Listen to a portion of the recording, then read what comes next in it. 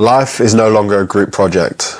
And the fact that we're coming into 2026, I think this is quite an important topic for anybody that really wants to achieve anything in their life. If I could give you one thing to take away from this video before it's even started, is that being alone is not the same as being lonely. I feel like most of the time, most people who are working a normal job, have a normal life, which is fine, are always waiting for people to catch up. Whether that's their boyfriend, their girlfriend, their family, and trying to wait for people to understand why they're moving in the direction they're moving, why they choose to make the decisions they make, why they choose to do this and do that and do this and do that. And people are always sort of create an energy around the way you want to go with your life. Obviously, people want the best for you, but a lot of the time that's not true. Even sometimes your family can get to a point where it's like, maybe they're insecure. Maybe they're telling you to do certain things because that's the way they had it.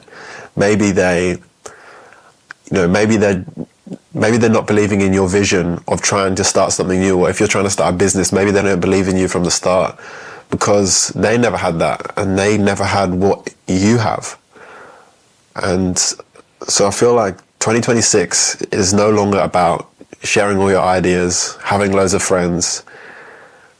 It's more about being alone and learning to be alone, because yes, people can say, oh, I'm lonely and I hate spending time alone, but that means for those people, they need to go and work on it. If you feel like you can't be alone and you don't enjoy yourself and you're not at a point where you love yourself and you can be around yourself 24/7, then there's something we need to work on. And that was me. At one point, that was me. Chasing dopamine, chasing friends, chasing popularity, chasing going out, chasing different sorts of things because you didn't feel secure enough within yourself to love being around yourself, and you didn't like yourself. And that was me. You know, waiting around for other people in life is comforting, but it really kills your momentum. And that's, if you're really trying to get anywhere in life, then it's important for you to really be careful with who you surround yourself with, who you listen to, whose energy you invite into your life. I've noticed it's not always good to shut yourself off from the world, but if you're trying to work on yourself, it's so hard to really achieve what you want in life when you've got all this outside noise, whether that's your family, your sister, your brother, your friend, your girlfriend, your boyfriend, whatever. People on the street. Energy, man. And I feel like it's so important, and it's going to be even more important 2026 with how the world's moving and how fast-paced everything's going and how overwhelming life really is.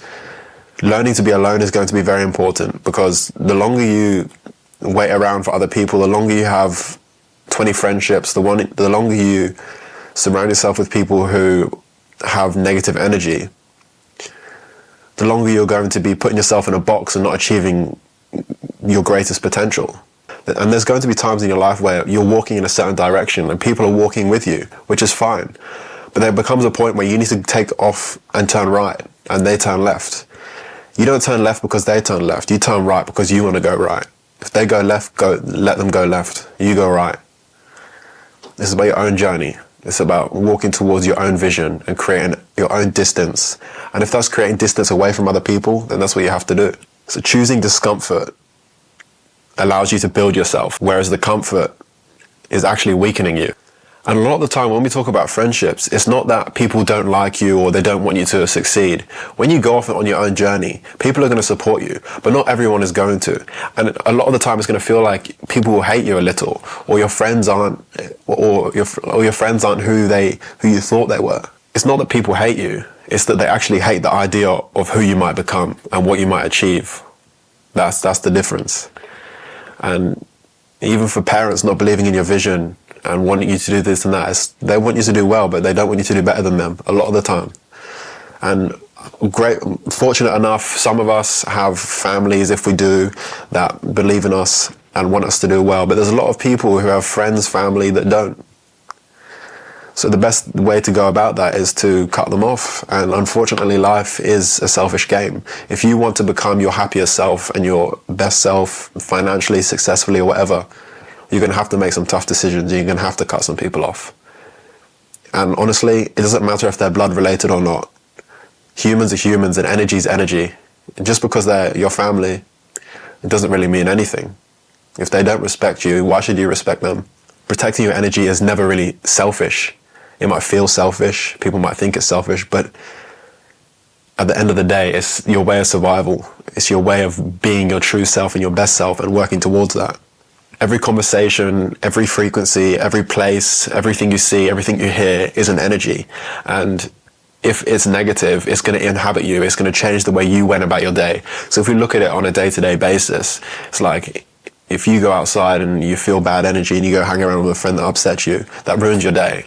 And as hard as it is to not let it ruin your day, it's going to change. It's going to change something. It's going to change a little thing in your mind, which might make you in a bad mood, and then you're projecting that energy onto someone else. So if you protected your energy from that in the first place, you get to a point where you wake up and you feel good within your own energy and you don't really need anybody else's energy to do that. The problem is when you rely on other people for their energy and their motivation and their compliments and whatever, is yes, you get the good stuff, you get the positive stuff, but you also get the negative stuff. So it's almost not worth waiting for someone else's opinion to hear something nice, because with waiting for someone's opinion to hear something nice, you're going to hear something bad. And don't get me wrong, constructive criticism and people being honest with you is always amazing. But a lot of the time, if it doesn't come from a decent human being, from someone who really wants the best from you, then it's nonsense. Outgrowing people is not betraying them. I've set up a few businesses in the past, and I've set them up with people. I've had friendships with people that provide different things in my life. And there becomes a point where it just doesn't align anymore. You are a product of who you surround yourself with. I don't care what anybody else says. And you can have all the discipline in the world, but if you're surrounded by certain energy, certain frequencies, certain people, subconsciously you can't control how that reflects on you. You can't. Nobody's superhuman.